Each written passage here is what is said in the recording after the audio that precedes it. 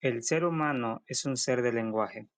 Cuando Bolívar Echeverría y Julia Kristeva definen al ser humano como un ser de lenguaje, plantean que se distinguen de otras especies, no solo por el habla, sino por el nivel básico de supervivencia, porque transforma de manera libre y creativa a la naturaleza que le rodea, produciendo y construyendo un sentido para su existencia, a la par que satisface sus necesidades materiales como la alimentación, la seguridad, la vivienda, etc. El proceso de la comunicación. Utilizando el esquema de la comunicación propuesto por Jacobson, tenemos que, primero, el emisor, el mensaje, canal, código instrumental, referente y el receptor. Podemos apreciar un ejemplo de lenguaje que son las jergas, que son palabras que pueden tener varios significados. Asimismo, hay un ejemplo del proceso de la comunicación donde tenemos el emisor, que es el hombre rubio, el receptor, que es el hombre de la mano levantada, el mensaje, la pregunta ¿cómo está?, el código es el idioma castellano y el canal, que es a través del aire. La libertad como condición humana. A diferencia de los animales que actúan según su instinto biológico, el ser humano tiene la capacidad de actuar de forma libre y creativa. Esta libertad se manifiesta especialmente en la capacidad de crear, producir y transformar la naturaleza para satisfacer las necesidades. Este proceso es la forma de que tiene el ser humano de comunicarse. Es el nivel más básico de la vida humana, la producción de bienes para la subsistencia, ya sea evidencia. Esa capacidad humana de decir y crear múltiples formas de vida y objetos útiles. Este proceso implica libertad y no automatismo. La comunicación y su identidad cultural. Cuando el ser humano diseña, crea o produce objetos, no solo está satisfaciendo una necesidad práctica o funcional, también está de manera consciente y inconsciente definiendo su identidad cultural. Los objetos tienen un mensaje, no solamente son aquellos objetos que tienen una utilidad, sino también hablan sobre la forma de vida, creencias, valores o conocimientos de quien las crea o utiliza. Un ejemplo tenemos es la katanga, que es objeto sin un mensaje. Objeto es instrumento físico hecho con ciertos materiales que cumplen una función, que es la pesca. Signo. Tiene una forma específica y su diseño habla sobre el conocimiento y la experiencia del artesano quien la creó. Mensaje. Comunica su manera de vivir.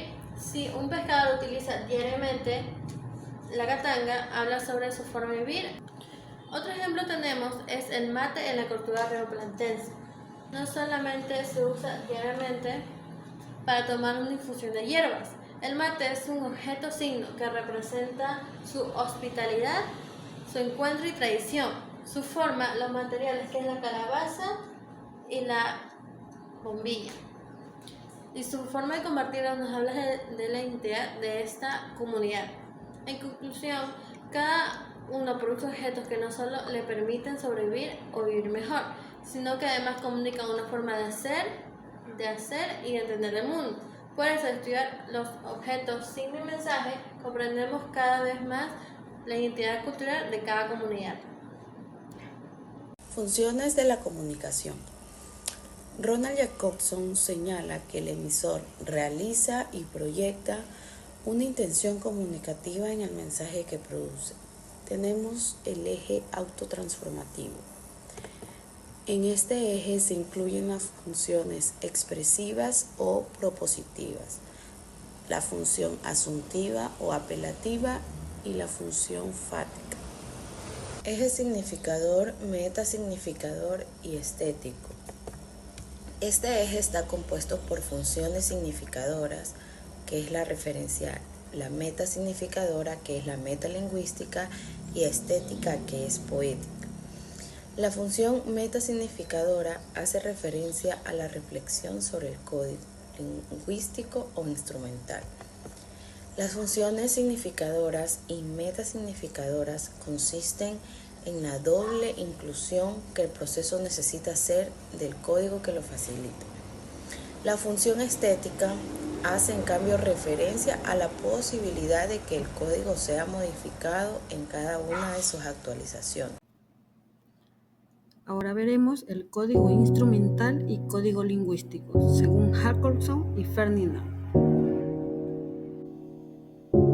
El código instrumental es un proceso de comunicación lingüística que implica 6 factores fundamentales: el emisor, el receptor, el mensaje, el canal, el código y el contexto. Esto quiere decir que el emisor y el código pueden elaborar un mensaje X y el receptor entenderlo. Asimismo, el código lingüístico es un sistema de signos que se relacionan entre sí.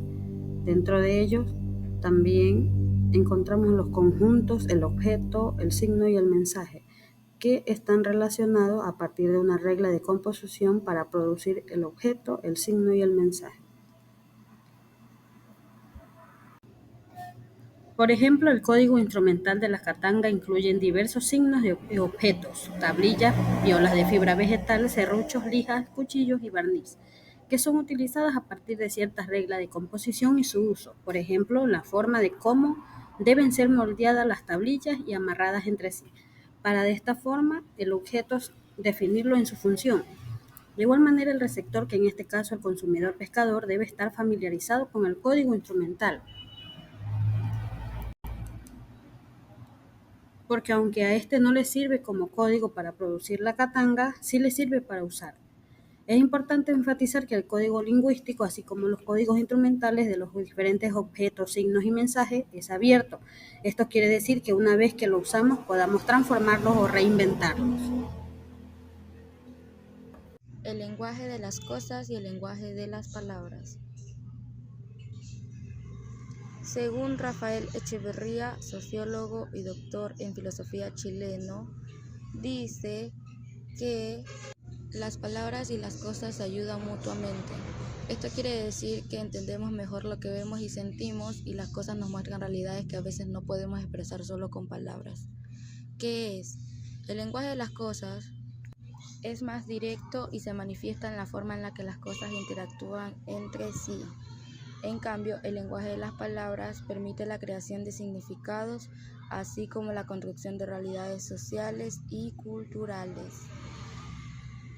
Ejemplos del lenguaje de las cosas. El clima. Si vemos las hojas moviéndose mucho y el cielo cambia de color, eso significa que se aproxima una tormenta. Comportamiento. Si el perro mueve mucho la cola, está feliz y las señales de tráfico indican si es posible cruzar la calle. Ejemplos del lenguaje de las palabras. En conversación, cuando un niño le dice a su amigo que si quiere jugar con él, está usando las palabras para invitarlo a jugar. Estas crean una acción y una relación a la vez. Los cuentos dan reflexión de vida y las instrucciones guían el comportamiento de los estudiantes. Ejemplos de la relación del lenguaje y las palabras. Interpretación de situaciones. Si un niño ve a su amigo llorando, esto vendría siendo un lenguaje de las cosas. Puede usar las palabras para preguntar por qué está triste, por qué llora, y así son como las palabras ayudan a entender lo que las emociones están comunicando. En conclusión, el lenguaje nos ayuda a comunicarnos. Con él podemos hablar, entender a los demás y compartir lo que sentimos.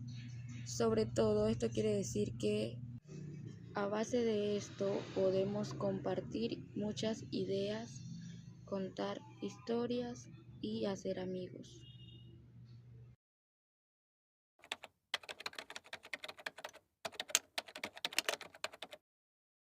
Te voy a explicar lo que es el estudio lingüístico del habla. Spoiler, no es solo que decimos, sino cómo lo decimos. El habla es la forma personal en la que usamos el idioma. Cada persona tiene su estilo. ¿Cómo? Entonación, el ritmo, acento y emociones.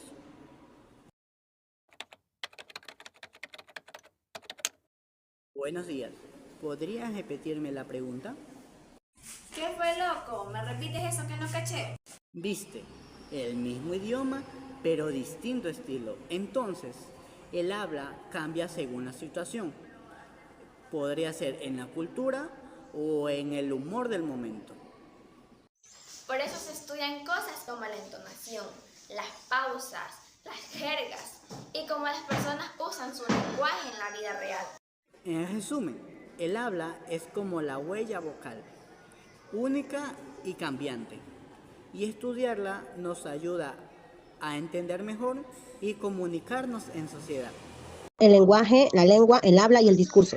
El lenguaje es la capacidad que tenemos los seres humanos para comunicarnos mediante signos, ya sean orales, escritos o gestuales. Es universal y común a todos los humanos. Ejemplo, el lenguaje puede manifestarse en español, inglés, en lenguaje de señas, etc. La lengua es un sistema específico de signos que comparte una comunidad. Es una manifestación concreta del lenguaje. Ejemplo, el español, el francés, el quichua. Esas son las lenguas. El habla es individual y concreto que una persona hace de una lengua. Cada persona cuando uno habla realiza un acto de habla. Por ejemplo, es la forma personal de hablar de cada persona, es su acento y su expresión. El discurso, en cambio, es el mensaje ya estructurado que se produce en un acto de comunicación. Puede ser oral o escrito. Tiene una intención comunicativa. Por ejemplo, puede ser un discurso político, una conversación. Bueno, y todo esto, el lenguaje, la lengua, el habla y el discurso, no es más que un proceso de comunicación humana. Que esto explica, tiene diferentes niveles y aspectos del uso del idioma. Se refiere a la manera que nos expresamos nuestras ideas y pensamientos y emociones, mediante signos, mediante textos o mediante gestos. Esto es más que una manifestación del fenómeno lingüístico humano. La lengua y el habla. Los estudios lingüísticos iniciados por Ferdinand de Saussure en la primera mitad del siglo XX tienen dos enfoques diferentes a la hora de estudiar el lenguaje, la lengua y el habla. Para entender esta distinción se debe partir de la idea que el código lingüístico puede ser conocido cuando un usuario lo utiliza para comunicarse de manera oral o escrita. Esta distinción, que es el padre de la lingüística, trae consecuencias profundas en el modo en cómo se ha estudiado el lenguaje. Esto ha obligado a dividirse en dos ramas, la lingüística de la lengua, la lingüística del habla o del discurso. Como ejemplos, en la lengua podemos apreciar la diversidad de lenguajes que hay en el mundo. Y en el ejemplo del habla podemos ver una interacción entre dos personas donde se da una dirección o indicación.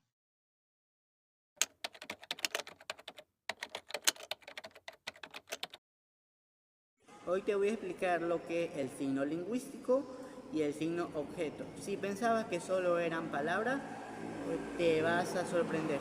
Vamos. En lingüística, el signo lingüístico tiene dos partes. El significante, que viene siendo lo que escuchamos o leemos, y el significado viene siendo la imagen mental con la que se nos viene a la cabeza.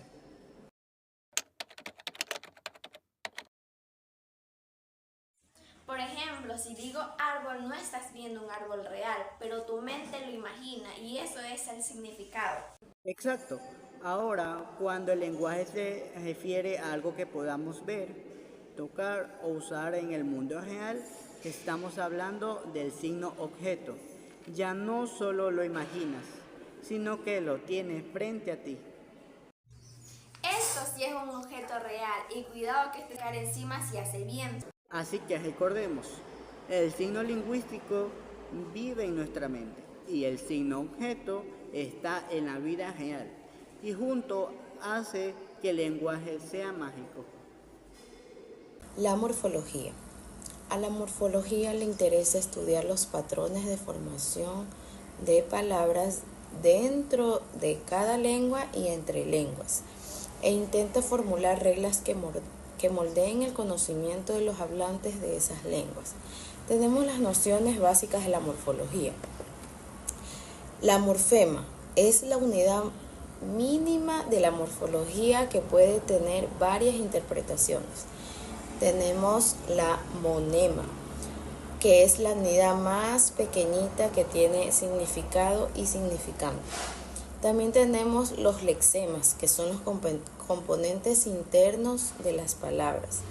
Los prefijos son morfemas que aparecen antes de la raíz y modifican la palabra. También tenemos los procesos morfológicos, que dentro de ellos está la flexión. La flexión es la combinación del afijo y la base no cambia la categoría gramatical de la palabra. También tenemos la derivación. En ella se produce un cambio de categoría léxica al añadir el afijo a la base. Muchas gracias.